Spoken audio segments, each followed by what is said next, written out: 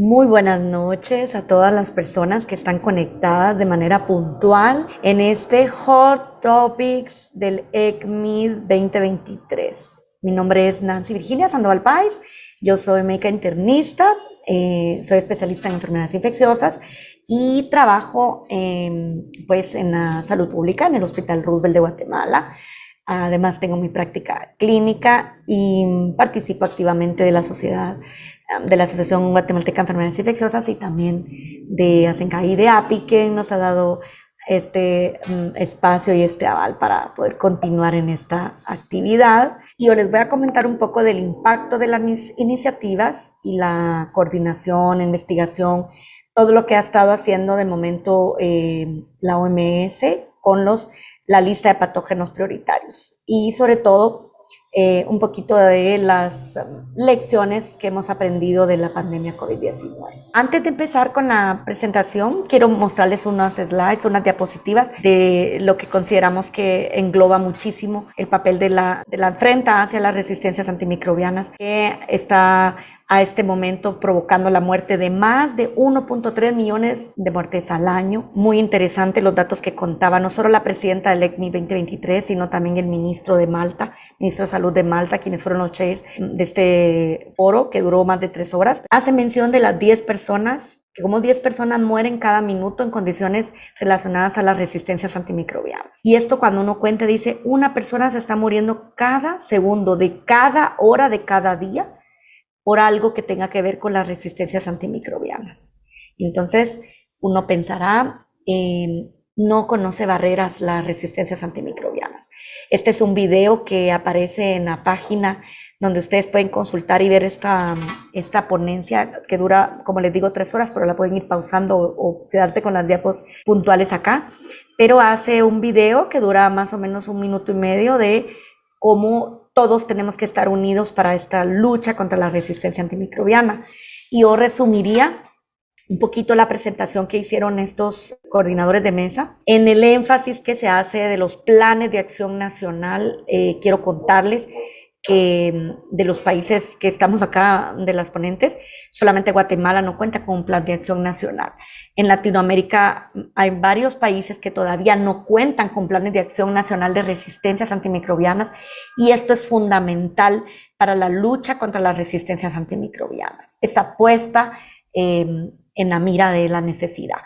Y algo que también se habló y es muy a tener en cuenta es que hay necesidad de que se haga un nuevo, o que se produzca y se tenga con él un nuevo antibiótico de alto impacto por lo menos cada 2 años, y esto no lo estamos logrando porque para tener un nuevo antimicrobiano necesitamos por lo menos que hayan más de 200 estudios relacionados para poder contar con este.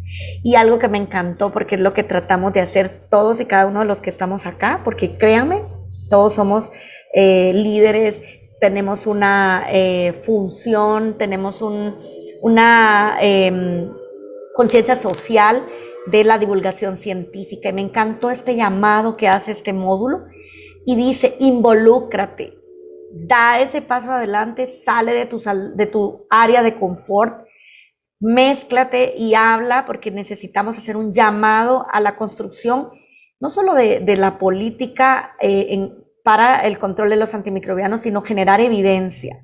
Y esto también tuitea, escribe posts, saca tus comentarios, comenta de cómo es de importante tener una investigación y la ciencia a nuestro lado para el combate de las resistencias. Una invitada especial que fue la Alteza Real, la princesa heredera de Dinamarca, la princesa Mary Elizabeth, habló y hizo un speech. La verdad es que me pareció muy interesante cómo estaba montado todo en Dinamarca, que es donde se realiza este congreso en 2023.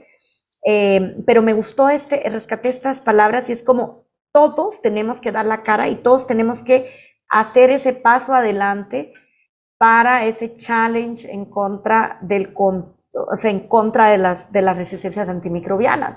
Y algo sobre lo que hacía referencia de la urgente necesidad de acción colectiva, pero me gustó mucho las estimaciones de cómo no solo es muerte, larga estancia hospitalaria y un problema socioeconómico que también impacta en la vida de las personas, como las personas tienen una menor calidad de vida, también pierden trabajo, su economía se ve afectada porque deben costear estas enfermedades y la baja que genera, digamos, esta pandemia silenciosa que afecta mucho, pero que las cifras actuales hablan que incluso en el 2050 el Banco Mundial puede hacer estimaciones que hasta 28 millones de personas más llegarían a pobreza extrema y provocaría más de 1 billón de costos en salud. Sobre todo se hace referencia a los países de medianos y bajos ingresos que tenemos más frágiles sistemas de salud, un saneamiento ambiental que no está del todo accesible a las personas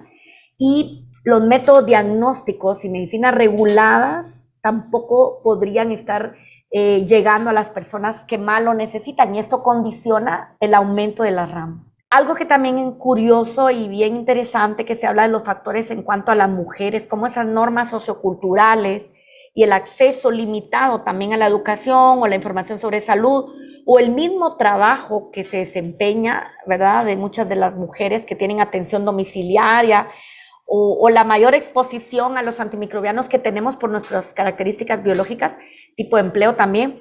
Pero fíjense cómo hay cerca de más de un 27% de posibilidad que tengamos uso de antimicrobianos frente a los hombres en lo largo de nuestra vida. Se hace un llamado a la solidaridad, en lo que hablan las autoridades reales.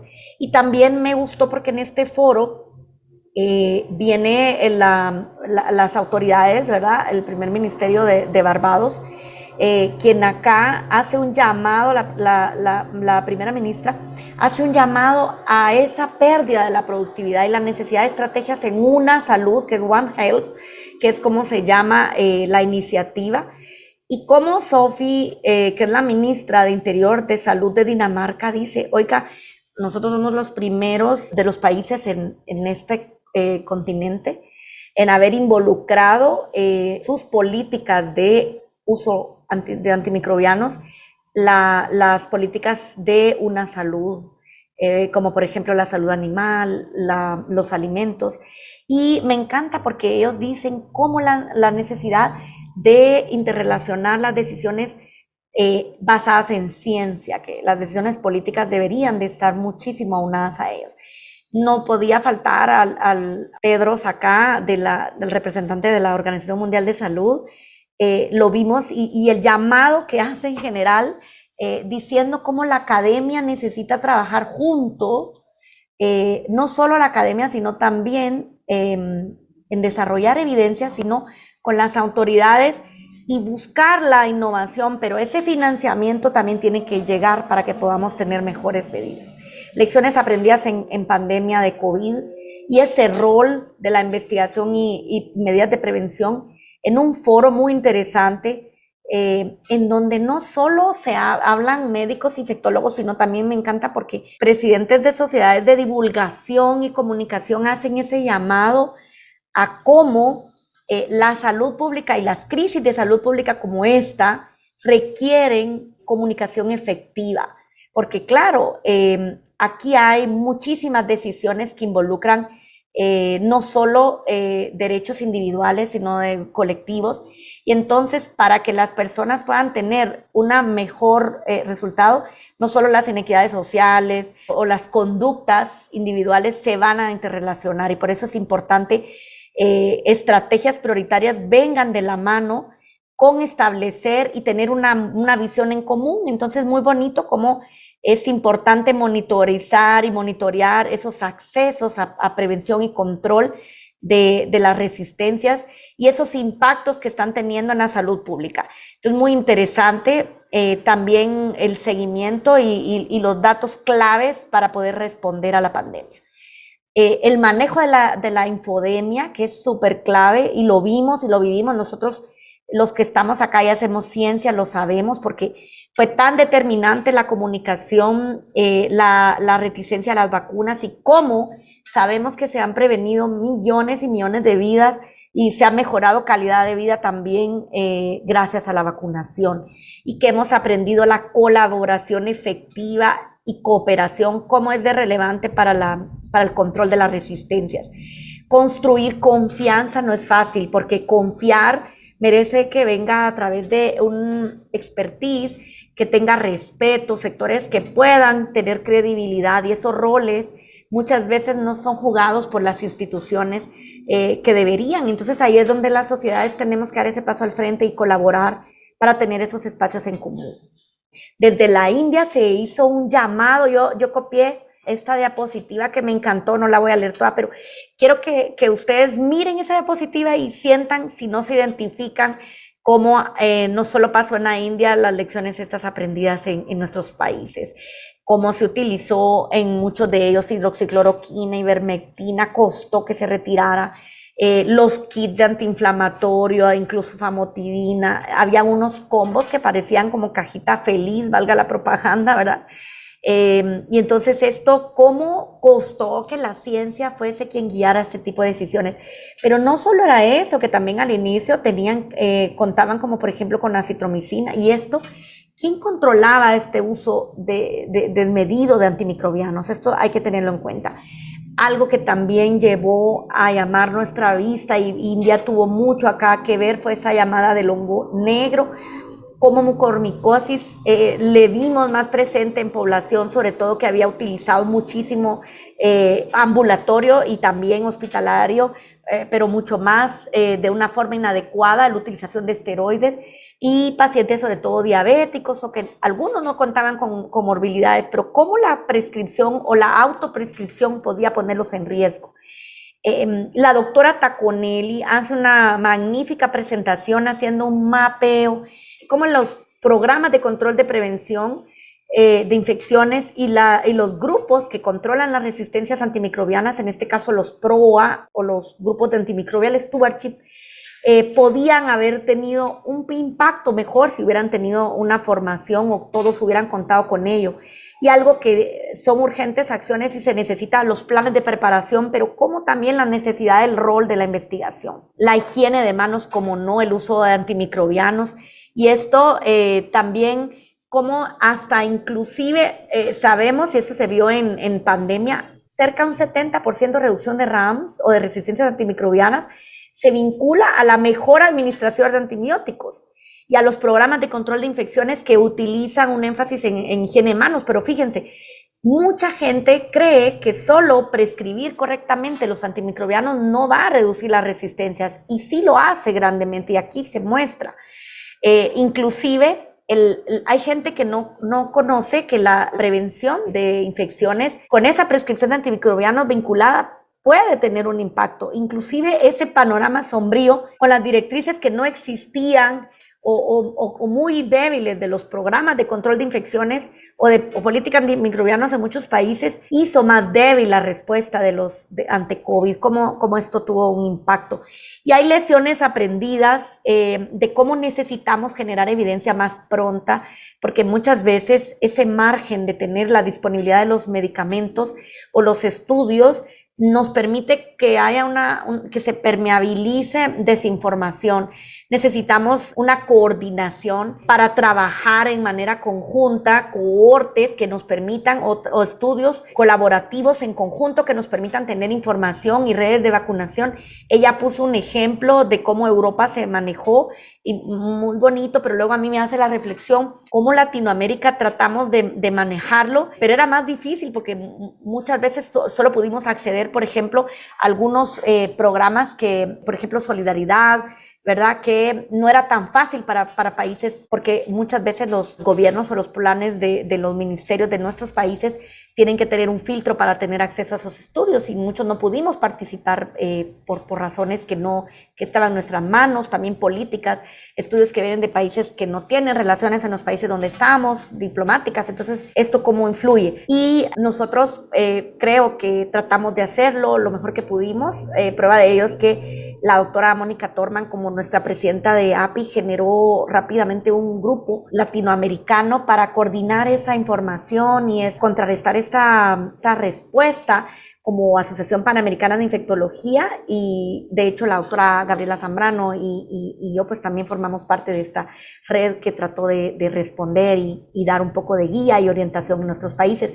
Y algo que hay que tener en cuenta, porque hay que decirlo, De la pandemia y la mortalidad por resistencias poco se habla. Los esfuerzos para COVID fueron enormes, se dejó de vacunar mucho calendario diario, ¿verdad?, de los pacientes. Se dejó de hacer tantas cosas en las consultas externas, en los hospitales. Nuestras redes nacionales se volcaron mucho para atender COVID, pero poco se habla de las muertes atribuidas a resistencias antimicrobianas que son silenciosas y están pasando. Es importante ese desarrollo de pautas, como decía, basadas en epidemiología local y laboratorios o diagnósticos oportunos que no necesariamente van de la mano con lo que nosotros quisiéramos. Y entonces, sin más, voy a dar paso a presentar a la doctora Karen Morejón. Es una médica infectóloga, trabaja principalmente en el ambulatorio de VIH-Sida, coordina el ambulatorio de medicina del viajero de la Universidad de Sao Paulo en el Hospital de Clínicas de la Facultad de Medicina, a ver si lo voy a pronunciar bien, Ribeirão Preto, y es profesora de infectología en el Centro Universitario de Barão de Mauá, coordinadora del Servicio de Control de Infecciones Hospitalarias del Hospital Unimed de Ribeirão Preto. La doctora Karen Morejón hará un repaso de los tópicos que nos mostrará ahora en su agenda. Doctora Karen, por favor, bienvenida. Olá, buenas noches. Vou tentar aqui compartilhar. Então, em primeiro lugar, muitas graças por la invitação, em especial a Gabriela, Nancy e Jonathan também, por el suporte. É uma honra para mim estar acá falando com vocês de alguns temas que me pareceram bastante interessantes neste congresso. E eu vou falar em portunhol, espero que me entendam. Não tenho conflitos de interesse para essa aula. Então, eu trago acá alguns temas que me pareceram interessantes de HTLV, doença neumocócica, meningocócica, os critérios de Duke e algumas atualizações do último ano em infectologia.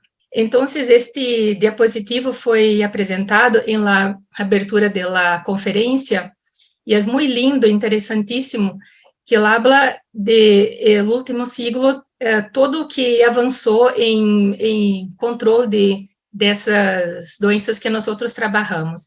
Então, acá vemos a importância do controle da água, vacinas, antibióticos, salvando muitas vidas e que de fato foi uma transformação para a humanidade.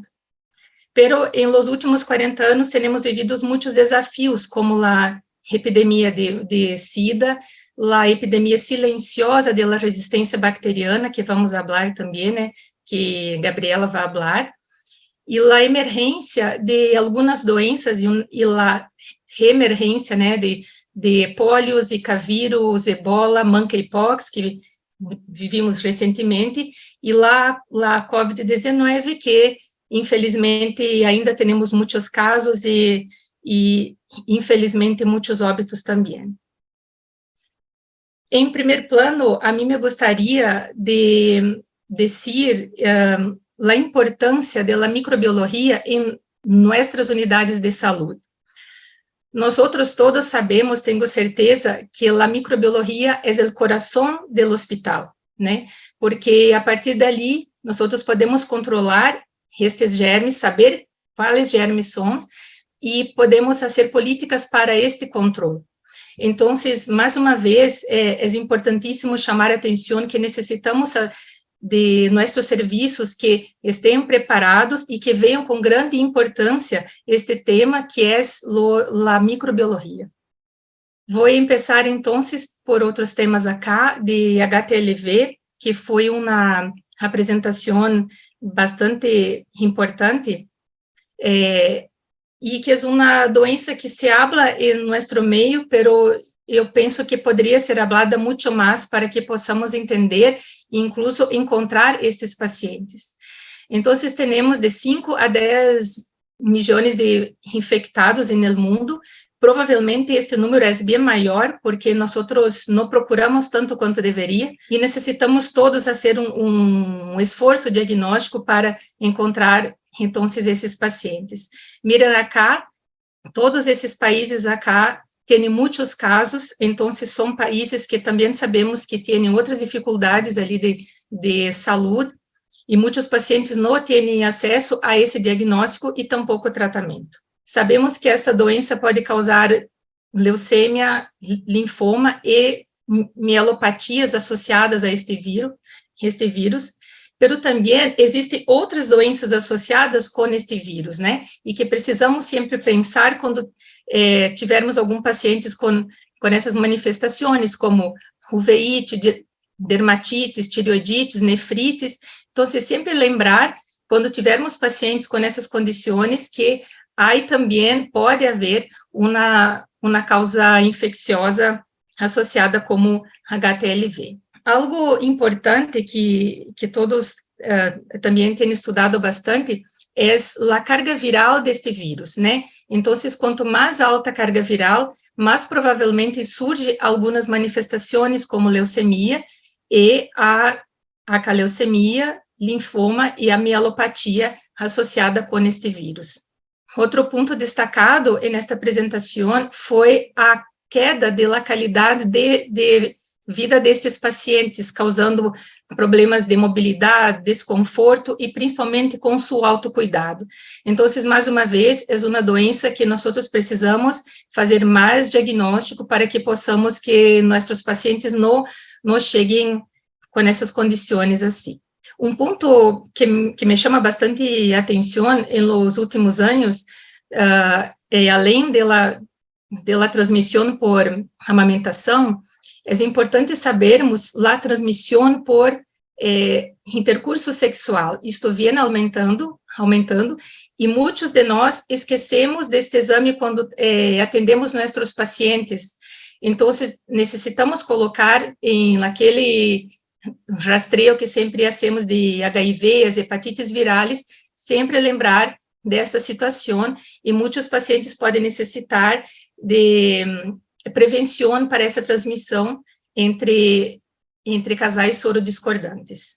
E, claro, é algo importantíssimo que muitos locais deveriam assumir, é a testagem das madres, para que não transmitam para seus filhos, ou que, pelo menos, possamos reduzir essa transmissão também, tanto, principalmente em la amamentação. Então, há alguns desafios que temos pela frente, né, que é identificar quem são essas pessoas e saber delas sua carga viral, identificar fenótipos associados à mielopatia e também algumas mutações que têm sido descobertas associadas à leucemia, para que possamos rastrear esses pacientes e, quiçá, fazer algumas intervenções como o interferon e mesmo alguns anticorpos monoclonais para que não desenvolvam essas doenças. Um ponto bem interessante é a prevenção dessa doença, que se pode fazer, há alguns estudos com cabotegravir e com dolutegravir e também tenofovir nesses pacientes. Então, mirem acá, que é um estudo in vitro, mostrando a queda de viremia quando nós damos cabotegravir para estes pacientes. E, enquanto tratamento, né, há um estudo recente falando sobre corticoides, reduzindo os sintomas para RAM, e também alguns estudos com tenofovir e dolutegravir. Vejam acá que quando colocamos tenofovir e dolutegravir, como a queda dessa carga viral. Então, provavelmente, é uma terapia que sim pode ser usada em algumas situações. Em relação a vacinas, há alguns estudos bem interessantes falando dessas vacinas de RNA. Então, creio que num futuro, espero que não tão lejos, teremos algo nesse sentido também, com algumas vacinas importantes. Falando um pouquinho aqui de desafios, então, saímos de uma doença rara para termos mais diagnósticos, para que possamos identificar outras pessoas, e que essas pessoas tenham chance para ser seu tratamento, e que em algumas situações possa ser feita a prevenção. E uma coisa que foi muito interessante, que esta doença foi reconhecida recentemente como uma doença que também é transmissão sexual. Então, agora, nós devemos sempre rastrear nossos pacientes para essa situação também. Acá, eu achei bem interessante este comparativo, que ele colega isso de HIV, hepatite C, hepatitis B com HTLV. Mire quanto ainda temos de caminhar para termos muitos testes, tratamentos, vacinas, prevenções, educação e, claro, o estigma também. Lembrando que nossos testes atualmente não alcançam muitas populações vulneráveis, né? Nós testamos doadores, pero, sem dúvida, solamente testando doadores, muitos pacientes quedam afuera, né? A testagem pré-natal, que há que ser encorajada para que mais pacientes façam este exame. Lembrar que muitos pacientes são por largo tempo assintomáticos, então, quando têm sintomas, muitas vezes já perdemos tempo para fazer algo. E o mais importante é que devemos encontrar esses infectados e lembrar que nossos pacientes que têm vida sexual ativa necessitam, sim, de fazer esta sorologia. Bueno, passando agora para a doença pneumocócica, que foi um tema bem interessante também. Em 2017, houveram mais de 10 milhões de casos de infecções de trato respiratório inferior. Em 2019, foi a quarta causa de morte no mundo, e o Streptococcus pneumoniae, quanto mais nós procuramos, mais encontramos. Conforme nossos laboratórios de microbiologia quedam-se melhores, mas temos diagnósticos dessa doença invasiva e também quadros não tão graves. Então, essa doença sim tem um papel fundamental para vários pacientes nossos que se apresentam com doenças respiratórias, por exemplo. Acá, só para verem, em 2019, então, quarto lugar para doenças infecciosas respiratórias, em países em desenvolvimento, o segundo lugar. Então, isso tem um impacto bastante importante para nós outros. Acá, em nosso país, Brasil, nós temos esta vacuna gratuita para muitos pacientes imunodeprimidos, e vejam que muitos desses pacientes não fazem esta vacina, e muitos doutores não sabem desta possibilidade deste paciente ser vacunado. Então, é importante, como Nancy falou antes, que façamos um esforço com a mídia para que mais pessoas saibam desta vacina e que há sua disponibilidade, em especial para pacientes imunodeprimidos. Acá, para vocês verem, fatores de risco para adultos, né? Principalmente fator idade, acima de 75 anos. E quando você pergunta para pacientes acima dessas faixas etárias, muitos deles nem ouviram falar dessa vacuna. Então, é importante que essas pessoas sejam informadas desta possibilidade de prevenção. Acá, eu não estou conseguindo ver, vamos ver acá. Muitos pacientes acá também veem que têm condições de risco que são vacinados. Então, quem é mais vacinado? Pacientes imunocomprometidos. Mas temos outros pacientes que também têm fatores de risco e que também deveriam ser vacinados e que não têm sido vacinados. Acá, mais uma vez, falando sobre fatores de risco, nós sabemos nossos pacientes HIV positivos, pacientes que possuem doenças renais crônicas, pacientes usando cada vez mais drogas imunossupressoras, estão nesse risco tanto para esta doença quanto para outras, que há prevenção de vacinas, pero vejam acá outras condições também, diabetes, doenças hepáticas, cardíacas, doenças pulmonares também. Lembrando aqui, que me chamou bastante atenção, que nós sempre olvidamos pacientes esplenectomizados. Esses pacientes devem ser vacunados também. E muitas vezes o cirurgião faz esta cirurgia e não encaminha para a vacinação.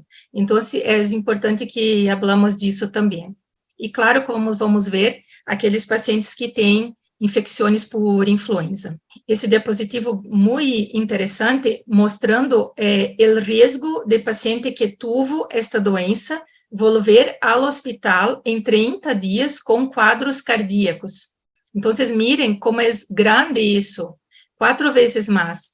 E mesmo depois quando passa meses, anos, este risco também segue aumentado. Então, nossos pacientes têm que ser vacinados todos os anos para influenza e também quando indicado para doença pneumocócica. Mirem acá, falando sobre influenza, o que é interessante é que estes pacientes que desenvolvem influenza, eles têm alterações capilares em seu pulmão, que fazem com que se acumulem líquidos e, com isso, haja crescimento bacteriano. Então, muitos pacientes que nós vemos em nossa clínica diária que têm influenza, em seguida, hacen quadros pneumocócicos. Então, em especial, pacientes que têm fatores de risco, têm que fazer esta vacina também. Me chamou bastante atenção esse estudo que eu quero ver depois com mais calma, da importância da orientação do farmacista, do profissional de farmácia, falando sobre esta vacina para pacientes. Miren, quando eles falam disso para estes pacientes, eles fazem mais essa vacina. Então, o médico é importante, sem dúvida nenhuma, a enfermeira é importante, sem dúvida nenhuma, mas podemos contar com outros profissionais também, falando sobre essa vacina. E esse estudo mostra isso para nós outros, que estes profissionais, quando falam sobre vacina com nossos pacientes, aumenta a chance deles serem vacunados. E acá, falando um pouquinho sobre essas vacinas que vão começar em breve, nós temos hoje disponível esta vacina, pneumo 23 e a pneumo 13. E agora temos lá pneumo 15 e lá pneumo 20 também, aumentando, então, essas possibilidades de uma maior proteção para nossos pacientes. Mirem que interessante acá, este estudo mostra que daqueles pacientes que faleceram com esta doença, a maioria destes sorotipos eram cobertos pela vacina pneumo 13 e outro tanto importante pela pneumo 20. Então, são vacinas importantes para que nossos pacientes hagam. Aqui, outra coisa bastante interessante, quando nós vacunamos os nossos pacientes, eles evoluem bem melhor do que aqueles pacientes que não são vacunados. Então, acá, nós vemos aqueles pacientes que não são vacunados, quanto aumenta a incidência dessa doença invasiva, mostrando, mais uma vez, aquilo que nós todos sabemos, pero necessitamos que isso chegue a nossos pacientes e muitos colegas nossos, que esta vacuna é importante, em especial para pacientes que têm fatores de risco, como nesse diapositivo acima e arriba de 65 anos. E agora, em algo que foi bastante esperado, que foi a atualização dos critérios de Duke.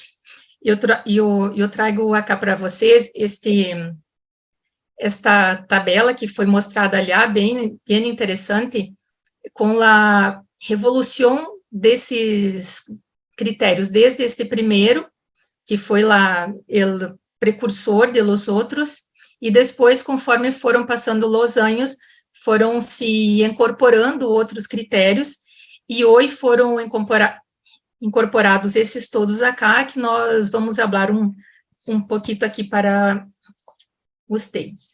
Bueno, então, como foi bem dito lá, a estrutura original não se modificou, há critérios definitivos, possíveis e rejeitados. Então, colocaram ali aquilo que não modificou, para critérios possíveis, para definitivos, e a reestrutura fundamental, isso não houve grandes mudanças. Então, esse é um artigo que saiu, creio que na semana passada, um pouquinho antes, sobre isso.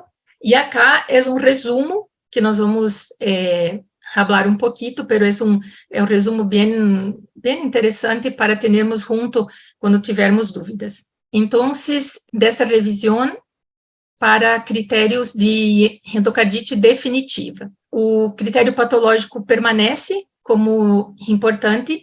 O que mudou foi o acréscimo de novas tecnologias para este diagnóstico, como técnicas de PCR ou hibridização in situ.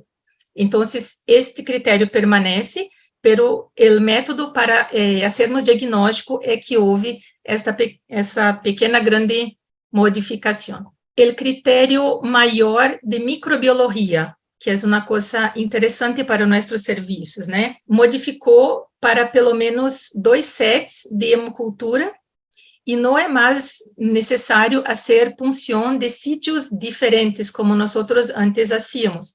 Agora pode ser do mesmo sítio, pero 2 sets de hemocultura diferente.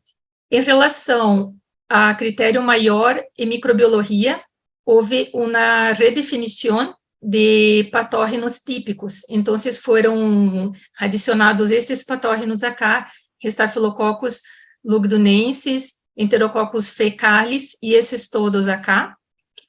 Organismos que podem ser considerados típicos quando associados com algum material de prótese, Staphylococcus coagulase negativos, pseudomonas aeruginosas, micobactérios não tuberculoses, e foi bem colocado que a presença desse microorganismo típico não necessariamente quer dizer que há uma endocardite, pero sua identificação associada com uma bacteriemia, sim.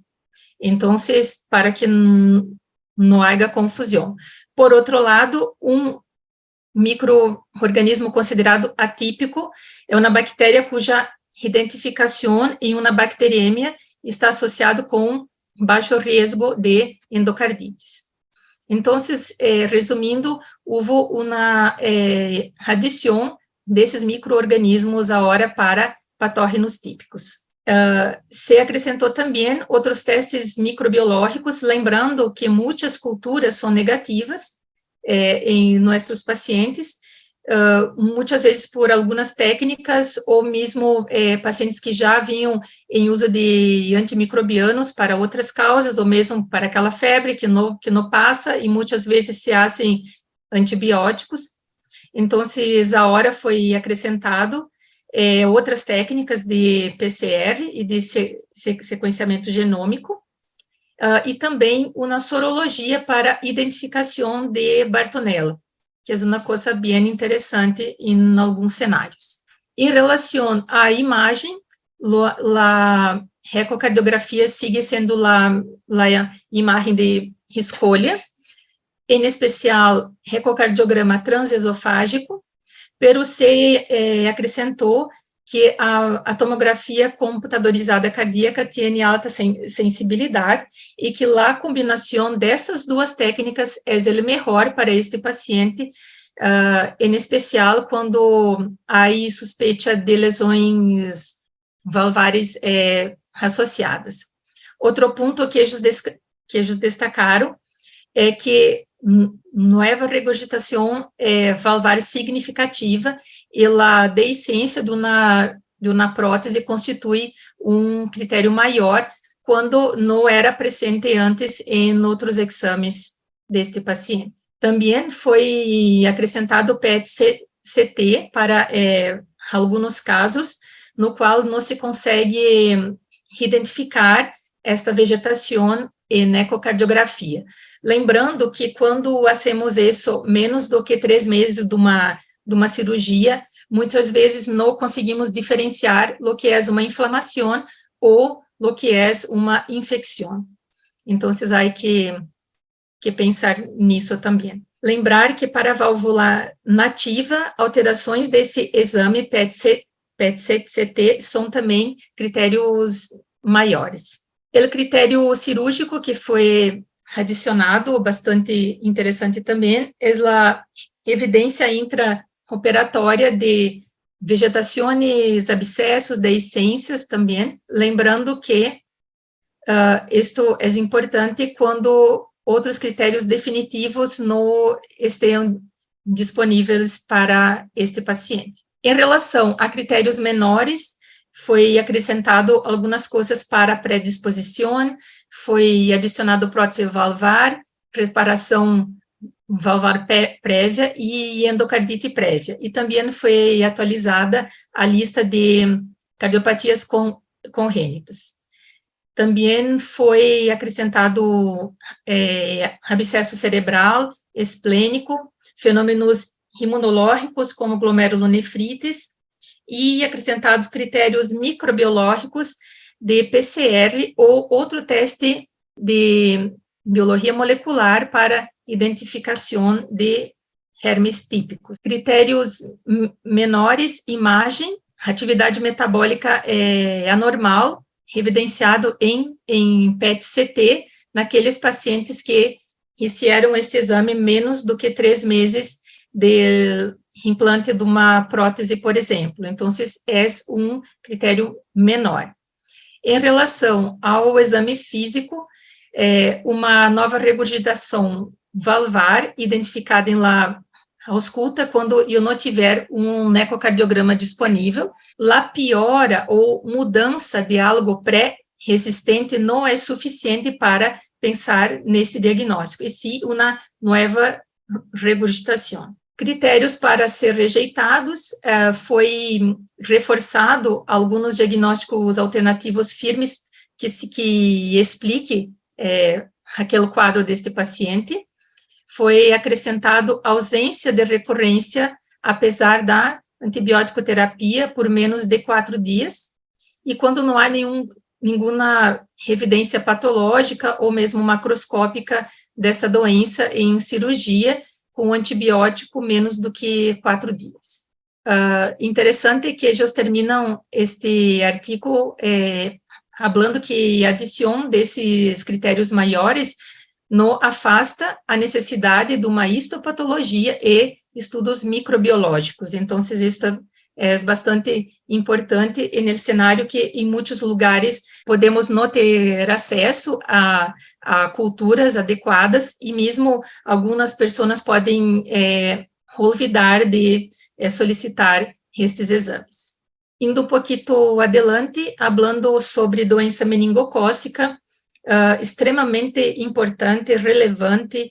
Nós temos visto um aumento global desses casos, então é importantíssimo que falemos sobre isso, tanto em pacientes saudáveis, que é o maior desses casos, como bem foi visto nesses estudos, pero em alguns grupos, em especial pacientes que usam imunossupressores, particularmente eculizumab, e também alguns grupos populacionais, como homens que fazem sexo com homens, onde temos visto alguns surtos, como vamos falar acá. É uma doença muito grave, pero às vezes há uma impressão que ela não é tão falada quanto deveria. Mirem que há uma estimativa de mais de 300 mil casos, com mais de 50 mil óbitos por essa doença na era pré-Covid. Nós temos sempre em nossas cabeças, né, que é uma doença de niños, né, pero devemos saber que os adolescentes também sofrem com isso, e agora, mais recentemente, tem sido descrito muitos casos em pacientes com mais idade. Então, precisamos pensar que esta vacuna pode sim ser hecha para outros grupos populacionais também. Mirem acá o que houve acá em nosso país, quando começamos com esta vacinação, em las crianças caiu muito essa doença, e depois, quando começou em adolescentes, caiu mais ainda. Durante a pandemia, nós acá, assim como creio que em todo mundo, os índices dessas vacinações todas caíram, pero agora todos estamos fazendo esforços conjuntos para que volvemos a ter altas taxas de cobertura vacinal. Acá, como falei antes para vocês, temos vários surtos no mundo. Mirem esse acá do ano passado, com 52 casos, principalmente entre homens que fazem sexo com homens. Então, quando atendemos pacientes fazendo PrEP, por exemplo, ou mesmo PEP, devemos lembrar desta prevenção também para esta população. Assim como também sempre falamos sobre vacunas, sobre HPV, devemos falar também desta vacuna para este paciente. E, como não poderia deixar de ser, falar um pouquinho sobre a vacina de meningitis B como prevenção de gonorreia em alguns grupos populacionais. Então, este estudo bem interessante já mostrava, nessas barras gris, a queda dessa manifestação clínica de gonorreia naqueles grupos vacunados com esta vacina de meningite B, mostrando redução de 59% quando comparado com o outro grupo não vacunado. E, recentemente, foram saindo outros estudos também mostrando isso. Claro que nós gostaríamos que esses números fossem bem maiores, mas, sem dúvida alguma, são números animadores para nós outros. Esse estudo foi feito em pacientes usando PrEP, e mirem acá que aqueles pacientes que fizeram esta vacina tiveram muito menos chance de ter gonorreia do que os outros pacientes, indicando uma redução nesse estudo de 51%. E agora, para finalizar, que meu tempo está mais do que encerrado, né, Gabriela? El ano em infectologia, bem rápido, só para deixar todos curiosos desses estudos acá. Então, se falou sobre cabotegravir para prevenção de mulheres com HIV, que é interessante. Só vou falar para que depois vocês possam procurar por esses estudos. A combinação de anticorpos monoclonais para supressão de HIV também. Estudo bem interessante sobre a associação de Epstein-Barr vírus com esclerose múltipla, acho que é interessante para lermos também. Esses aqui foram selecionados por 12 infectólogos, esses melhores artigos do ano passado, então, me parece que todos nós que trabalhamos com isso, necessitamos ler sobre esses artigos acá. Esse também, nós vimos bastantes, foram estudos falando sobre monkeypox. Este outro que provavelmente Gabriela vai também abordar, que é sobre nirmatrelvir para COVID, que é bem interessante. Esse outro estudo mostrando uma proteção da vacina de influenza para a doença de Alzheimer. Aqui é um resumo, mas outros bem rapidito, falando sobre uso de transplante fecal para Clostridium, que é bem interessante, nós devemos ler sobre isso. Outro sobre esse mesmo tema.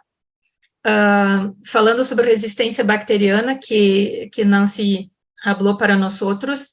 Falando sobre nosso sonho atual, ceviderocol, para nossos pacientes já com germes multiresistentes. Outra coisa bem interessante que foi falada de maribavir para pacientes com citomegalovírus refratário, e neste momento somente para pacientes transplantados. E este acá que deu um nó, não sei como abre em espanhol em nossa cabeça, foi a nova denominação de los hongos, que eu creio que teremos um tempo ainda para nos adaptarmos com isso, mas é importante sabermos isso. Esse estudo também foi apresentado lá no mesmo momento que estava sendo apresentada esta mesa, que falava sobre o tema de anfotericina dose única para pacientes com criptococose. É bem interessante para alguns cenários. E, para finalizar, o tratamento de tuberculose para crianças, que se reduziu o tempo para 4 meses, né? E está en el guideline de la WHO. Y también Shorter Time para tuberculosis MDR. Y nuevas drogas para tuberculosis multidrogas resistentes. Acá también es este resumen. E acá eu termino com essas duas fotos ganhadoras do prêmio. Eles fizeram um concurso para fotos e me chamou bastante atenção esta senhora trabalhando em condições bastante difíceis na Ucrânia, pero haciendo su trabalho.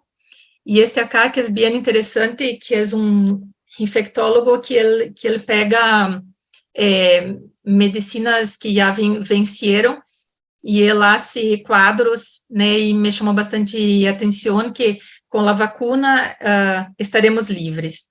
Então, eu agradeço a atenção, desculpa por el tempo, pero é muita coisa, e desculpa por mi portuñol. Muchas gracias. Karen, muchas gracias por este excelente repaso que has hecho y lo has logrado. La verdad es que no es fácil, has resumido no sé cuántas horas, por lo menos unas 18, 24 horas del ECMID, lo has resumido genial. Quiero aprovechar y no quisiera dejar de mencionar un par de preguntas que han hecho acá. Una ya la respondiste cuando hablaste un poquito. Y yo creo que el tema de TV va a ser algo que tendremos que ahondar. Fíjate que nos pregunta Jessica Jiménez, ¿cuáles test diagnósticos tenemos para diagnosticar a los hijos de las madres infectadas por este retrovirus? ¿Y cuál sería el manejo recomendado? Test diagnósticos de los hijos de las madres infectadas del virus linfotrópico humano. ¿Sí? Sí, sí. Entonces, para diagnóstico correto, tenemos que hacer la sorologia de triagem, que é a primeira, pode ser técnica de ELISA, que nós usamos bastante, e sempre fazer um teste confirmatório ou com um Western blot ou mesmo PCR.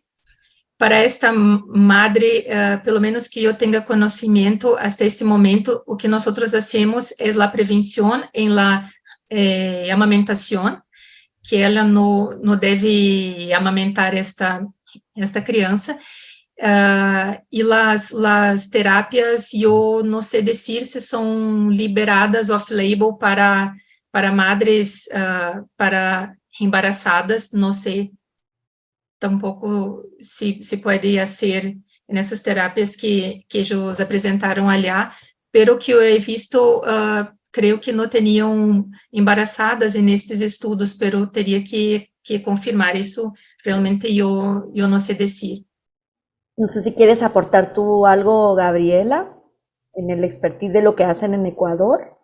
Lo importante es lo que mencionaron en esta conferencia, que el pronóstico realmente, independientemente del método que tú utilices para aislar HTLV, es la carga proviral y sobre todo el PCR del GenTax. Realmente es difícil en métodos de laboratorio distinguir un HTLV1 de un HTLV2. Se hacen prácticas in-house en los laboratorios. Cada laboratorio tiene su estrategia no validada, lo cual nos hace muy difícil distinguir HTLV, pero lo que podemos hacer es PCR. El PCR lo mandamos a laboratorios externos. La respuesta nos la dan a veces en 2 semanas, otras en 3 meses, pero lo que nos da la respuesta en cualquier paciente es el TAX, el aislamiento del gen TAX, y posteriormente pues la carga proviral que nosotros consigamos, que nos va a dar pronóstico en este tipo de pacientes, ¿no? En cuanto a la experiencia en el Ecuador aislando TAX, ¿no? Actualmente me encuentro en un entrenamiento para poder aprender la estrategia y divulgar en mi país, ¿no? Pero eso es lo que nosotros hacemos, PCR para TAX. Ok, muchas gracias. También nos preguntan Gerardo Piedra. Dice que si tomando en cuenta que este virus linfotrópico humano es una probable etiología de una pandemia oculta y desatendida en todo el mundo como cáncer, pone entre paréntesis, ¿cuál sería la correlación proporcional aproximada de pacientes con cánceres hematológicos u otros e infecciones por el tipo 1? Sí, es verdad. Eu não sei se Gabriela tem esse dado, porque ella trabalha mais com este vírus, de la porcentagem de leucemias totales, que são provavelmente secundárias a este vírus, pero sí, eu concordo que há uma epidemia oculta, e sem dúvida, quando nós procuramos por esse vírus, nós encontramos, assim como eu falei para outras situações del pneumococo, e agora nós temos visto que no houve tempo de falar acá, vírus sincicial, respiratório também, se nós procuramos, nós encontramos. Então, quanto mais nós procuramos por isso, provavelmente nós vamos encontrar. Então, Gabriela, não sei se tu tienes dados atualizados disso. Yo no tengo datos de mi país, tengo datos de otro país, que es nuestro vecino hermano de Perú, que tiene mucho más aislamiento en HTLV. Uno de nuestros problemas son los resultados indeterminados en nuestra población. Entonces, estos resultados que nosotros tenemos, realmente los casos que nosotros aislamos, tenemos en laboratorios para banco de sangre, pero, por ejemplo, no se utilizan como screening en recién nacidos, por ejemplo. Eso es un grave error en áreas tropicales prevalentes como Colombia, Perú y Ecuador. ¿Sí? Entonces, sigue volviéndose una enfermedad desatendida, ¿sí? Y lo que nosotros hacemos, pues, es cuando realmente tenemos la sospecha, ser positivo papá, o ser positivo familiar, o sabemos que la mayoría de veces se transmite en la lactancia, como tú has mencionado, pero es una novedad que nosotros no tenemos en cuenta el contacto sexual, que lo solicitamos, ¿no? Y el problema es la confirmación y la distinción del HTLV1 versus del HTLV2, ¿sí? El examen para obtener el provirus, que es el marcador pronóstico, no se tiene en todos los países. Entonces, seguimos con esta enfermedad que es tropical, que es prevalente, pero que sigue siendo desatendida, lamentablemente. Y en mi expertise, que podría decirse, yo ya los veo con paraparesia espástica tropical o con síntomas neurológicos como hemiparesias o en cuadros referidos por neurólogo similares a esclerosis múltiple o con mielopatías asociadas a HTLV1 o con diagnósticos erróneos de sífilis. Entonces es algo que nosotros tenemos que descartar siempre. O, interesantemente, asociado a enfermedades autoinmunes, como lupus asociado, ¿sí? Y no solamente eso, cuando paciente viene con parasitosis, paragonimiasis, cuando viene con estrongiloidiasis, ¿sí? También asociado a HTLV1 como factor de riesgo inmunosupresor, cosa que no sospechamos nosotros, porque nosotros somos más hacia HIV, pero no olvidemos que HTLV1 también es uno de los virus que provoca inmunosupresión en nuestros países, en la zona andina, ¿sí? Y nuestros países hermanos como Brasil, también. Gabriela, ahondando un poquito allí y uniendo con la pregunta del tratamiento, anticuerpos monoclonales, ya ves que los japoneses también han colocado, por ejemplo, albendazol o tratamientos para estrongiloides, ¿verdad? En zonas endémicas, ¿qué opiniones merece esto o no lo desestiman? La verdad es que hay anticuerpos monoclonales, hay fase 2 de antivirales para HTLV1. Yo no tengo experticia, lógico, porque nosotros no tenemos experticia. Los pacientes que ya nos vienen con paraparesia espástica tropical solo hacemos manejo asintomático, damos baclofeno, pero existe ya terapia antiviral y anticuerpos monoclonales que se están diseñando. Miren, yo para cerrar este tema, porque hay muchas preguntas, solo quisiera puntualizar, Johnny Calorano, no lo sé, así es, hace una intervención bien bonita, pero dice qué estrategias se podrían recomendar en países como Ecuador que no tienen la prevalencia nacional y el tamizaje solo lo hace bancos de sangre y muy pocos.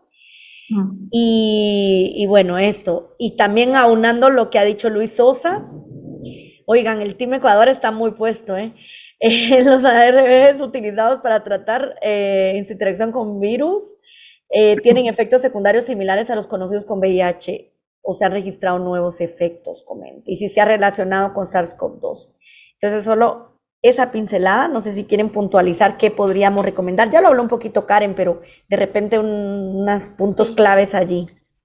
Sí, tomando la expertise que nosotros tenemos con HIV, yo creo que esas medicinas como dolutegravir, tenofovir, terão los mismos efeitos esperados en el HIV.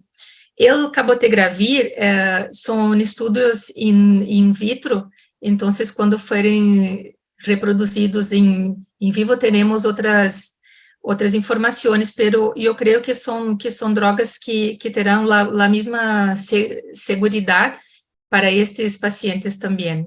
Eu lo creio assim. Não sei se Gabriela pensa diferente, pero claro, nosotros sabemos que todas las medicinas tienen sus efectos colaterales, pero bueno, tratamos muchos y muchos pacientes HIV y los eventos adversos son bajos, no son grandes. En cuanto a lo que menciona Johnny Calorrano, él es, bueno, ha sido mi tesista, hemos trabajado en HTLV juntos en la Universidad Central y por eso que lo preguntan. Desde la salud pública, Johnny, no hay, así como deberíamos tener un programa nacional de control, un programa nacional de VIH, no tenemos un programa nacional de enfermedades desatendidas tropicales, y entre estas está HTLV1, y es por eso que no tamizamos a neonatos, no tamizamos a recién nacidos como lo hacen las primeras potencias mundiales y vemos los efectos a largo plazo de la enfermedad. ¿Sí? Entonces, ¿cuál es el llamado desde la salud pública? Porque Johnny es médico familiar. Es generar también la necesidad y generar políticas públicas para concientizar que, por ejemplo, países como el Ecuador también tienen enfermedades tropicales y que necesitamos realizar el tamizaje para evitar consecuencias, ¿sí? de años perdidos y de calidad de vida. Y eso va más hacia la salud pública, mi querido Johnny, no más tanto en la infectología en ese campo, pues hay que seguir trabajando con políticas públicas desde la academia. Excelente. Y creo que en aras del tiempo, luego la doctora Karen se queda aquí respondiendo a algún par ahí que faltaron en el chat, pero no quiero avanzar sin presentar a nuestra siguiente panelista. Yo sé que muchos la conocen ya, pero quiero presentarla.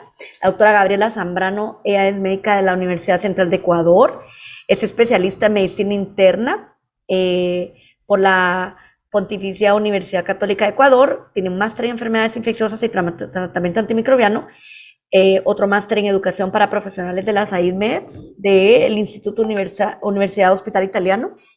Es profesora de infectología e inmunología en la Universidad Central de Ecuador, coordinador equipo COVID-19 API, médico tratante de la Clínica Internacional de Ecuador. Pero yo agregaría algo aquí, que es una incansable de la divulgación científica y del combate contra la infodemia y toda la desinformación que ha habido en COVID. Así que es alera en este tema de la divulgación científica y además es miembro de la OWSD de Ecuador. Así que adelante, Gaby.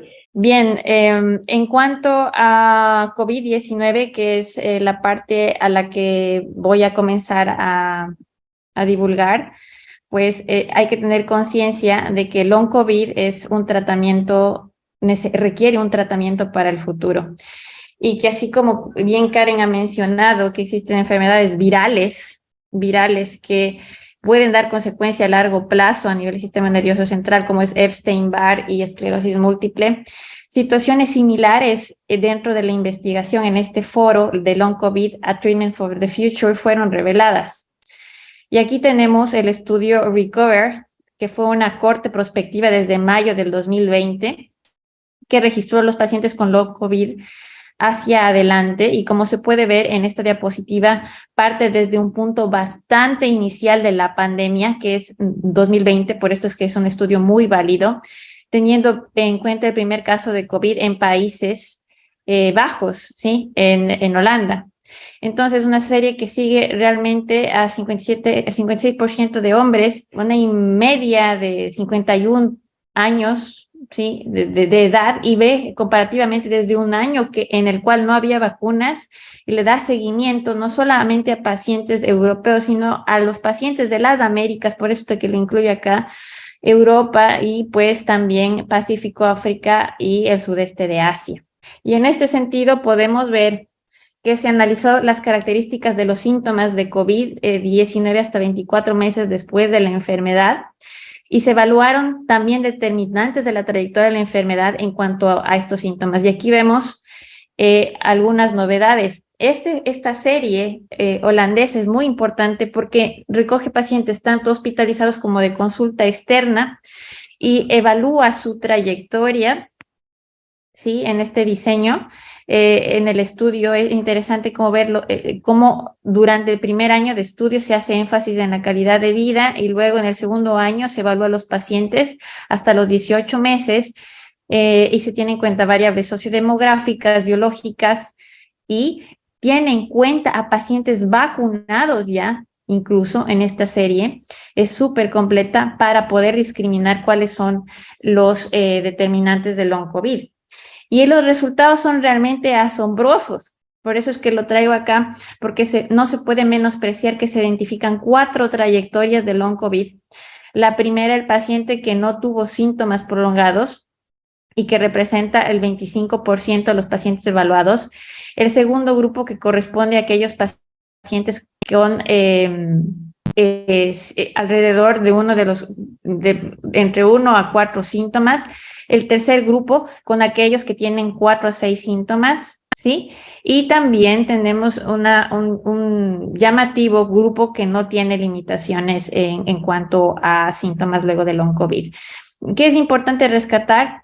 Que entre 1 a 10 participantes, entre 1 a 10 del grupo que he mencionado en rojo, tiene al menos 6 síntomas en el primer año, ¿sí? O dentro de los primeros 2 años de haber tenido long COVID. Y a tener en cuenta que esto ya son pacientes que han sido vacunados y que han sido 50 y 50, una serie hospitalizada y otra no, ¿sí? En esta diapositiva, en esta tabla, se puede apreciar las variables asociadas con la presentación de los síntomas de COVID prolongado y se ve que el sexo femenino se correlaciona fuertemente con la presencia de la sintomatología en 3 trayectorias sintomáticas y que la obesidad, después de ser mujer, se asocia con síntomas en los pacientes que tienen más de 4 a 6 síntomas en adelante. Es decir, que vamos siempre a encontrar mujeres obesas, ¿sí? O con sobrepeso, en las oleadas subsecuentes de los brotes de Omicron, presentando más de 6 síntomas. Entonces aquí es cuando me llama la atención y digo, ¿quién va a ver a estas pacientes? Muy probablemente que tienen los ginecólogos, muy probablemente, o que tienen los médicos clínicos y no las están identificando. Entonces ya encontramos esta información en otras series más nuevas como esta serie holandesa. No solamente esto, esta serie también hace hincapié en 2 grupos de síntomas, la mialgia y la disnea, y se encuentra que la mialgia tiene un comportamiento interesante y se presenta un incremento progresivo de la proporción de mialgias pasado el tiempo.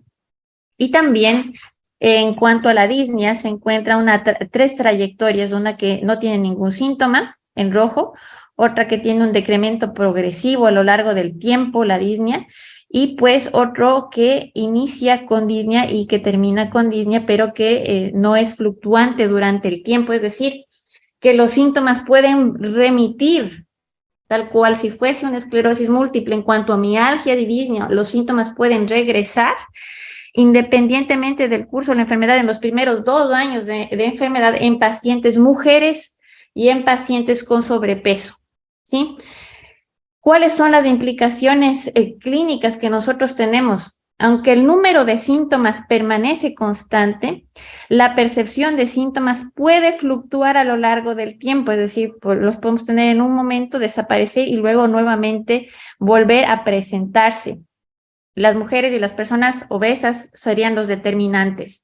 Y luego voy con otro estudio presentado sobre long COVID en Brasil de la doctora Ana Paula Bandeira, que es impresionante porque es una serie que se desarrolla ya teniendo en cuenta el criterio de la CDC de 4 semanas luego de la infección aguda, teniendo en cuenta esta lista de 12 síntomas que menciona. Y aquí ya se enrola una serie bastante grande de 2.087 pacientes versus 1.907 que se analizaron, se enrolaron una cantidad, quedaron otra, y se ve ya que el 70% que tiene long COVID o que entra en la definición de la CDC tiene comorbilidades, además que tiene hipertensión, obesidad y enfermedad pulmonar crónica, y que ya a pesar de haber tenido 52% de esta población, 2 dosis de la vacuna y un booster, los pacientes siguen presentando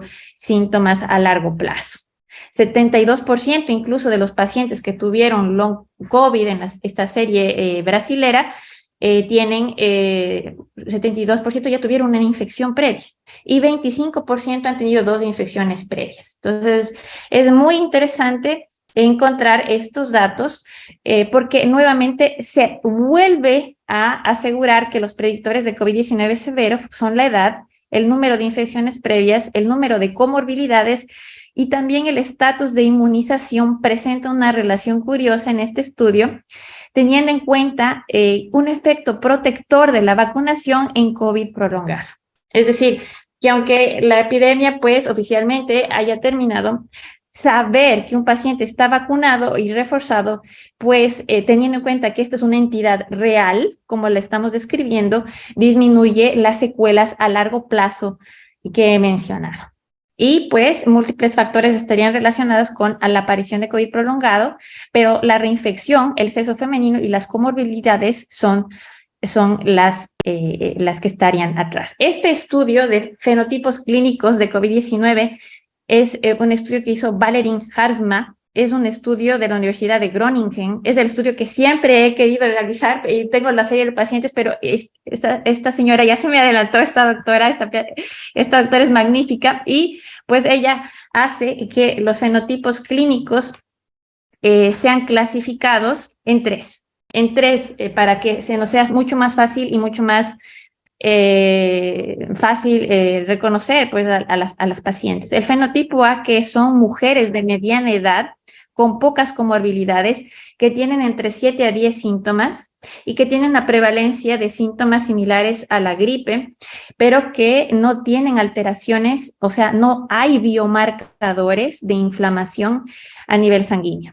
El fenotipo B, que es un fenotipo de una edad mayor, que es altamente mujeres con multimorbilidad, ¿sí? Y con entre 16 y 25 síntomas, generalmente neurológicos y la tendencia a tener biomarcadores en sangre. El fenotipo C, que es similar al fenotipo B, pero es más encontrado en hombres y tiene una prevalencia de una comorbilidad y una distribución de síntomas similar a las del fenotipo A, es decir, entre 7 a 10. Y sí, esta sí, en el fenotipo C, sí se encuentra una inflamación crónica. En el fenotipo C, aquí estamos viendo el fenotipo A en verde, el fenotipo B en tomate y el fenotipo C en azul. Vemos que el fenotipo C tiene alteraciones después de 4 semanas a 2 años de PCR, de interleuquina 6, de LDH, de D-dímero, de ferritina y de troponina T, lo que lo convertiría en un fenotipo más protrombótico. Entonces, en ese sentido, les traigo estas novedades porque los fenotipos nos dan una prevalencia de long COVID en cuanto a la sintomatología, y además de que el C es el más grave en cuanto a biomarcadores, el fenotipo B, en comparación con los otros, nos da la mayor persistencia de síntomas a 6 meses, y esto es estadísticamente significativo. Para los conocedores de la orquesta, hay una serie en la cual varios países de Europa estaban estudiando los síntomas a largo plazo, teniendo en cuenta las definiciones de la Organización Mundial de la Salud, que es al menos 3 meses de la infección con no otra alternativa que puede estar causando síntomas persistentes y que los síntomas pueden fluctuar o remitir a través del tiempo. incluyó a Argentina, a Francia, a España, a Italia y Holanda. Se les hizo bioquímica, examen físico, calidad de vida con SF-36, que es un cuestionario, y pues ya se tiene en cuenta en estos pacientes todas las novedades de estos estudios, que ya se tiene en cuenta la vacunación. Se les hace el SF-36, que es este cuestionario para la calidad de vida, y se les divide en dos categorías, en el orquestra, a los que tienen deterioro mental y a los que tienen deterioro físico, teniendo en cuenta que los que tienen deterioro mental, la fatiga, estado de ánimo, el rol social, la vitalidad, y a los que tienen afectación física, el sueño, la vitalidad, el nivel de actividad, la independencia. Y se corre el orquestra con el SF-36 y nos damos cuenta pues de varias circunstancias, como por ejemplo que el sexo femenino, la edad, haber estado admitido en el hospital, enfermedad crónica respiratoria, la diabetes, enfermedad renal crónica y síntomas respiratorios son predictores, sí, de long COVID en esta serie europea. Esto en cuanto al long COVID. En cuanto al tratamiento de COVID-19 en poblaciones especiales, sale un estudio acá de Santos, que es el Red Pine, fue presentado en un abstract. Ahora voy a presentar solo abstracts.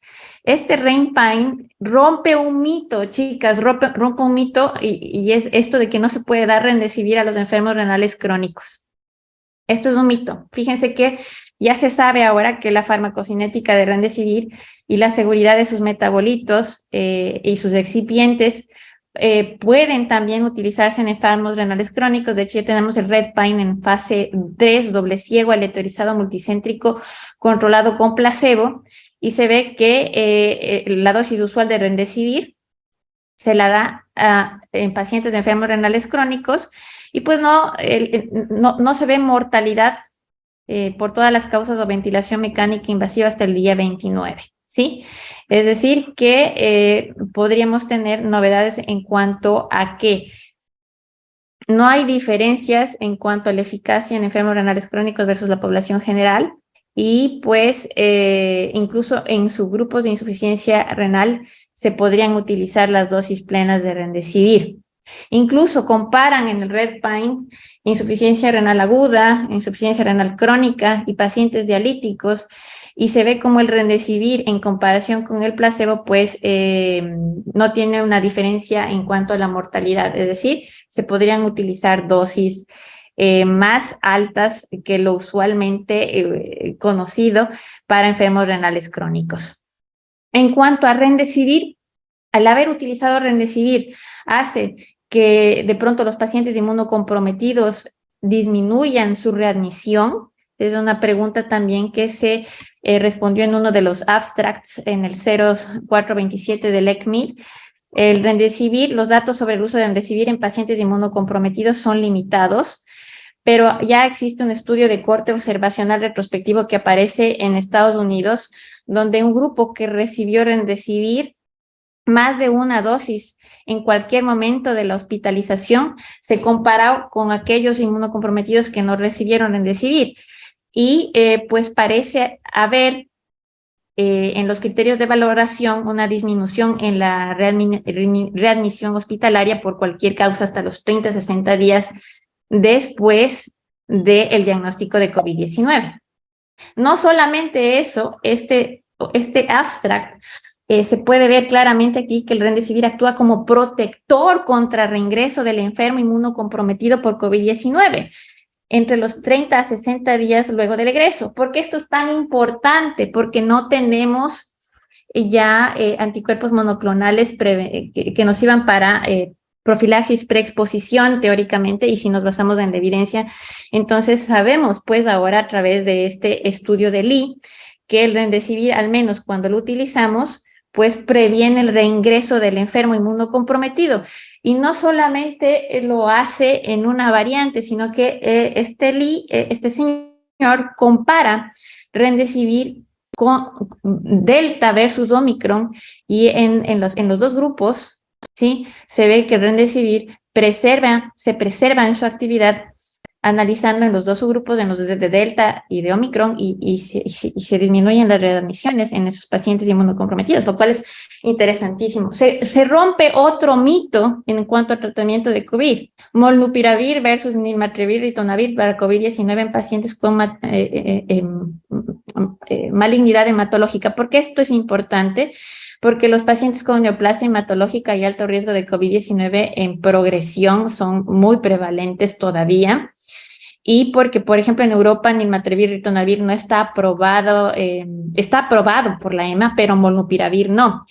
Pero hay otros países en Latinoamérica que solo tienen molnupiravir y que todavía esperan que venga nirmatrelvir ritonavir.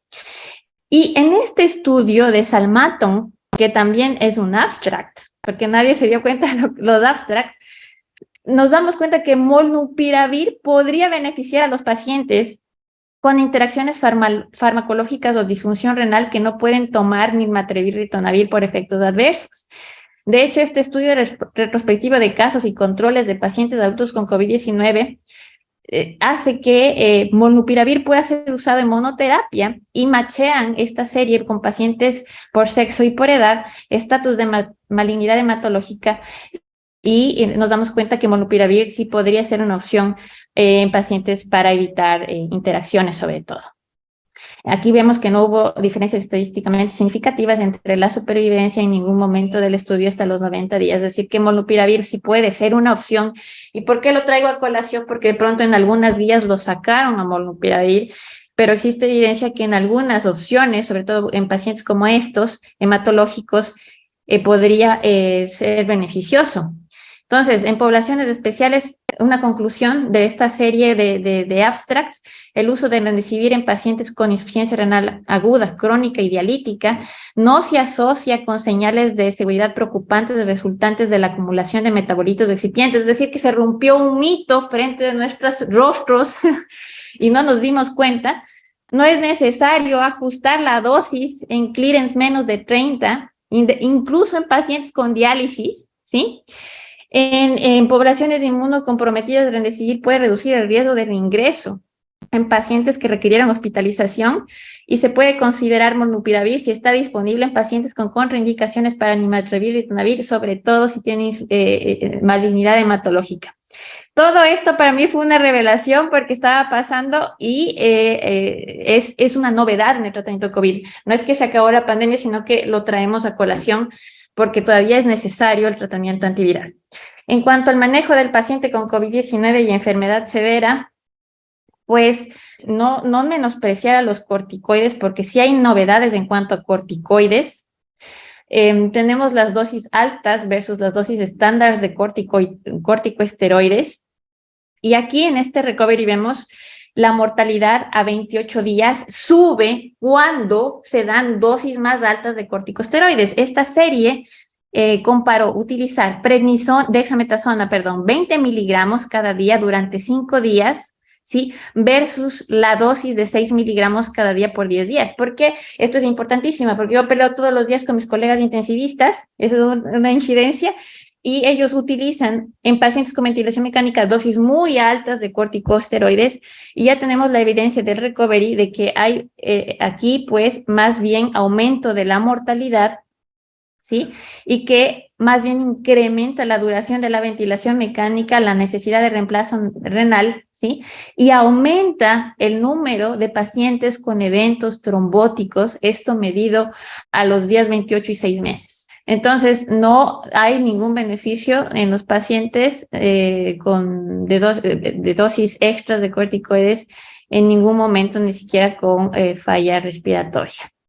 Es más, las altas dosis de corticoides empeoran el curso de los pacientes hospitalizados moderadamente enfermos, y se hace un llamado a evitar las altas dosis de corticosteroides en pacientes hospitalizados con COVID-19 sin oxígeno o con bajo flujo de oxígeno.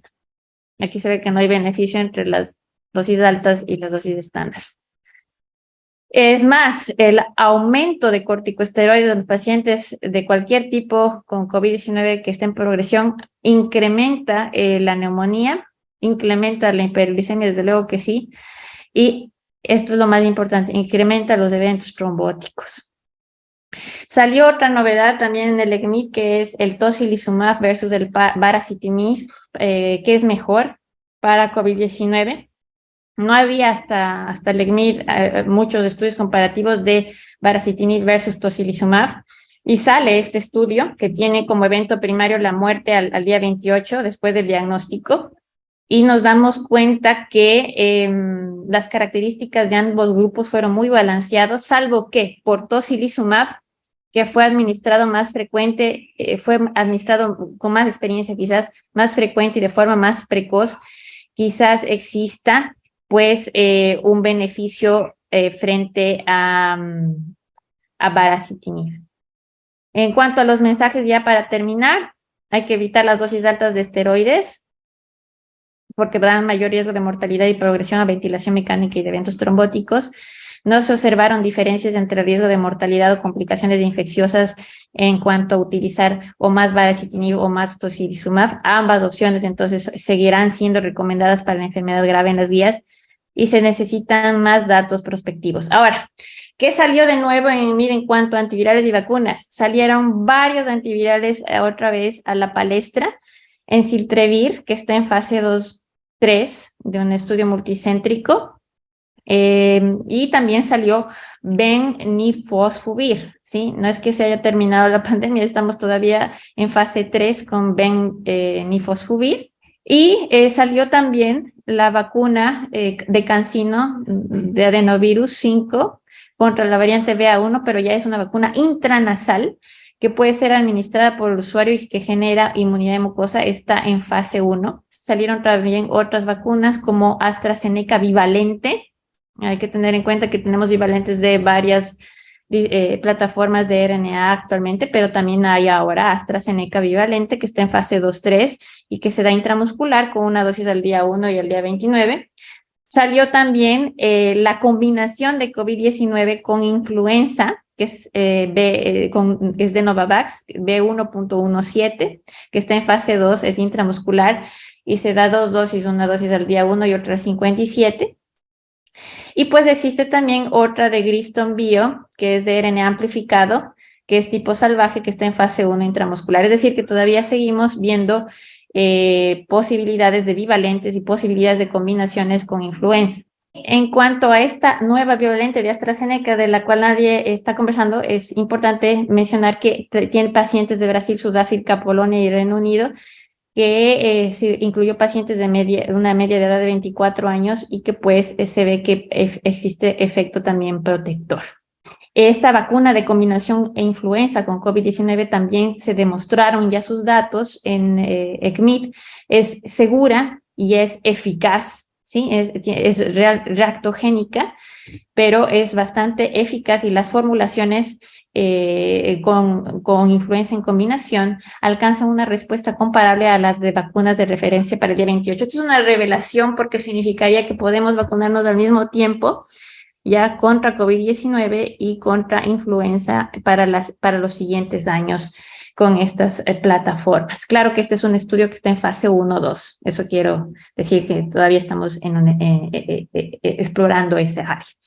En cuanto a qué vacuna de pronto se propone para pacientes viviendo con VIH, sale este estudio. Este es un estudio de esta vacuna de Novavax, que después de la primera dosis de la vacuna, las personas con VIH tienen respuestas con IgG más bajas que las personas con VIH bien controlado. Es decir, después de 2 dosis de la vacuna, las personas con VIH menos controlado tienen respuestas de IgG similares a las personas con VIH bien controlado. Es decir, siempre será mejor tener un paciente en control. ¿Y cuáles son los mensajes después de estos estudios en cuanto a vacunas y antivirales? Es que los antivirales en desarrollo tienen como objetivo nuevos mecanismos de acción, que todavía se pueden abordar necesidades no satisfechas de los pacientes ambulatorios con enfermedad leve, incluido el empeoramiento de los síntomas y el rebote viral, que existen nuevos antivirales como Enciltrevir y Benifosbuvir, y que también existen otras nuevas formas de inmunización que vamos a ver en el futuro, como en contra de nuevas variantes, como estas combinaciones COVID-19 con influenza. Ustedes pueden seguirme y preguntarme en redes sociales. Sigo pendiente. Como ven, el mensaje aquí es: la pandemia no terminó. Tenemos nuestros pacientes inmunocomprometidos y seguimos en el estudio de las mejores estrategias de vacunación y de ir rompiendo los mitos en cuanto al tratamiento de COVID-19. Eso, mi querida Nancy. Si tienen alguna pregunta, estoy disponible. A ver, aquí las tengo. Hay una que te preguntan en concreto, que dice, ¿por qué crees que el sexo masculino necesita solo una comorbilidad para tener el estado proinflamatorio como el del fenotipo C? Dice Luis Sosa. Es una buena pregunta.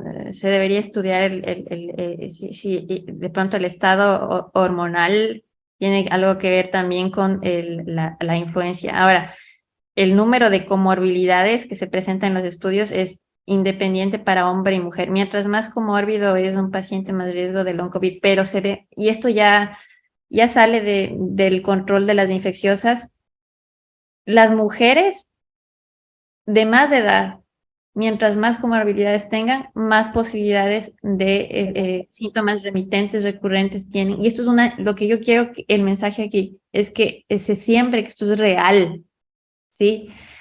Y que el hecho de pronto frenar una pandemia desde el punto de vista comunicacional puede generar a largo plazo síntomas secuelares y que por eso se requiere la vacunación, ¿sí? Ahora necesitamos, si los hombres, al parecer, en estas 3 series y en las otras series que hemos presentado, pues son menos susceptibles, y eso nos convierte en otra vez voceras de que esta es una enfermedad que nos está afectando a nosotras, y que es por ello que debemos seguir en la divulgación de que es necesario la vacunación. ¿Sí? Te preguntan a qué te refieres con altas dosis de corticoides en pacientes críticos. Y aunque dice el recovery, lo dejo claro, digamos, que ya mismo se lo fue a revisar, pero es que dice la dexametasona, 10 miligramos por 10 días, y los que viven en China, porque es que los chinos a veces suena como, bueno, publicaron una serie de metilprednisolona. Antes, ¿quieres saber tu opinión en este sentido? Sí, yo era fanática, y como te comento, de los bolos de metilprednisolona porque existía evidencia a 2 por kilo de peso cada 12 horas, y eso cuando nosotros no teníamos tocilizumab, al parecer podría haber un efecto beneficioso en cuanto a los fenotipos inflamatorios que afortunadamente ya no tenemos gracias a la vacunación. Sin embargo, seguimos en ausencia de tocilizumab y baricitinib. En algunos países no tenemos anticuerpos monoclonales, en el sector público no los tenemos, pisemos la realidad. Entonces, ¿qué es lo que comienzan a hacer? Utilizan, en vez de utilizar los tradicionales 6 miligramos de dexametasona, utilizan dosis altas de dexametasona, y en el estudio Recovery, dosis alta de dexametasona definición es pues 20 miligramos en vez de los tradicionales 6 de dex. Nosotros utilizamos de 6 a 10 en un fenotipo inflamatorio, y en cambio los intensivistas, cuando ven algo realmente exacerbado, utilizan 20, o sea, pasan de 6 a 20. Sí, sí. Y dicen, es que hay que apagar la inflamación, la enfrío ahora, pero eso no, ya el recovery dice no. Te aumenta la neumonía, te aumenta incluso el riesgo de ventilación mecánica y te aumenta la trombosis. Mis mismos colegas intensistas me dicen: lo que pasa es que yo anticoagulo a todos, pero es porque tienen trombosis todos, pero es porque muy probablemente les estás dando dosis de corticoides altísimas a todos, y eso es la causa del evento trombótico. Entonces, ya está la evidencia, fue presentada en este abstract también en el ECMID, y pues hay que tener el criterio de no utilizar dosis altas y quedarse con el estándar usual, al menos en base a la evidencia, que es 6 miligramos cada día por 10 días, y dejar esto de la dexametasona de 20 miligramos cada día por 5 días, y luego de 10 hasta el alta, que es de pronto algo que se hace más en intensivos, ¿no? Intermedios. Sí, yo creo que una de las lecciones que aprendimos muchísimo más en estos 3 años y más de pandemia es que la ciencia y lo que va saliendo de la evidencia nos va a ir marcando la pauta. Y a mí la verdad es que me parece la reflexión bien fuerte que se hizo muchísimo en los módulos en general. Es como la mea culpa que tenemos que hacer y analizar, porque muchas veces nos sentimos responsables de haber utilizado algunas dosis, fármacos, haber seguido alguna pauta, pero tenemos que tener en cuenta que el paciente estaba aquí enfrente y todos pasamos por el proceso de tener la data para saber qué funciona, qué no. Y eso es el tema. Lo importante quizás sea tener la claridad y la honestidad y transparencia de reconocer, ¿verdad? Es parte de nuestra ética y nuestra forma de conducirnos, que es lo que hemos hecho, que creo que eso hace la gran diferencia entre seguir defendiendo o insistiendo en prácticas que no solo no son seguras y ponen en riesgo al paciente, sino que son más basadas como en el ego, en el que yo lo digo, y yo creo que la ciencia y la evidencia van mostrando la pauta, ¿verdad? Es como por ahí quedaría un poquito yo quería hacer esa reflexión. Entonces, adelante, Karen, y luego Gabriela para hacer una reflexión final de como global, de cómo nos encontramos hoy en día, digamos, en el contexto de la declaratoria de que finaliza la emergencia sanitaria. Enquanto ustedes hablavam e com o corticoide, foi me passando coisas em la cabeça, porque nós hicimos muitas coisas en el começo de todo. Nós também não sabíamos como nadie sabia o melhor tratamento, e foi na curva de aprendizado, como eu sempre digo. E há que ver que o que aprendemos necessitamos pôr em prática. Então, se já sabemos que algo não funciona, hoje nós sabemos, há 2 anos, 3 anos atrás, nós não sabíamos disso. Agora nós sabemos, então vamos seguir por el caminho correto, né? E isso só o tempo, e eu creio que daqui a 5, 10 anos vamos ver com uma facilidade muito grande, um pouco melhor, o que vemos hoje. Porque o tempo é o Senhor, não é mesmo? Então, ele vai nos mostrando com os estudos, com a experiência que vamos adquirindo, como estamos indo neste caminho. Sem dúvida, as vacinas permitiram isso, estarmos juntos presencial novamente, e eu te confesso que no congresso estava muita gente e eu me quedei com mascarilha porque não me senti segura. Então, para mim, em sítios que não me sinto segura, para mim, tranquila, máscara, não tenho problemas de vergonha, nada neste ponto. E quando eu me sinto safe, ok. Então, eu creio que é o autocuidado, a redução de danos e hacer buen uso de las informaciones que temos hoy. Sí, que bien en el sentido de que la pandemia finalizada en su estado de emergencia no significa que el COVID-19 se haya ido y que las secuelas de esta infección viral no traigan novedades a largo plazo. Que el mensaje es que debemos seguir fortificando el mensaje nosotros desde nuestros nichos, de nuestras trincheras de vacunación en nuestros países, porque vamos a continuar con estrategias combinadas muy probablemente en el futuro. Una va a ser con virus sincitial respiratorio, eso es algo lógico que va a suceder al final de cada año, cada 6 meses, dependiendo, porque ya se tornó endémico. Y la otra es en combinación con influenza. Y lo más interesante, muy probablemente se vuelva intranasal en un futuro. Es decir, que esto de las mejores estrategias vacunales debe seguirse apoyando en cuanto a las guías de los gobiernos con la mejor evidencia científica posible y con las mejores estrategias y las más fáciles de adherencia para la población en general.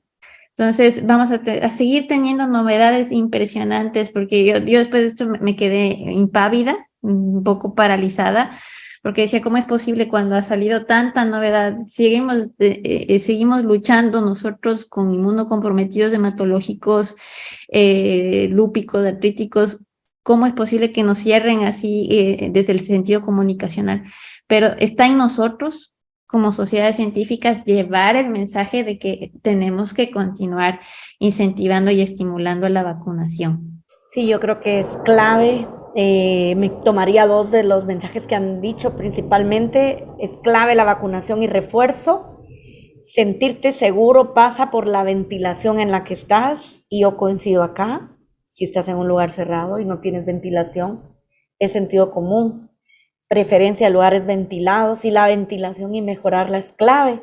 Yo quiero dar las gracias a Médicos de Élite por haber montado esta plataforma y este evento en la parte logística, a Gabriela Zambrano por la coordinación y tener este empuje para armarlo, y Karen por decir que sí. Creo que es una iniciativa muy bonita. API que tiene el apoyo, la grandeza de apoyar a las mujeres en la ciencia y demostrar el contenido científico liberado muchas veces de la industria, que es necesario también tenerlo desde el aspecto femenino científico y latinoamericano, porque tenemos a Brasil también, que es parte de nuestra Sudamérica y de nuestra América, y seguirnos ampliando porque tenemos mucho más que compartir. Muy bien, entonces muchísimas gracias, y estarán recibiendo noticias nuestras en sus mensajes y sus correos electrónicos, gracias al gran equipo de Médicos Élite. Así que gracias y buenas noches a todos por estar.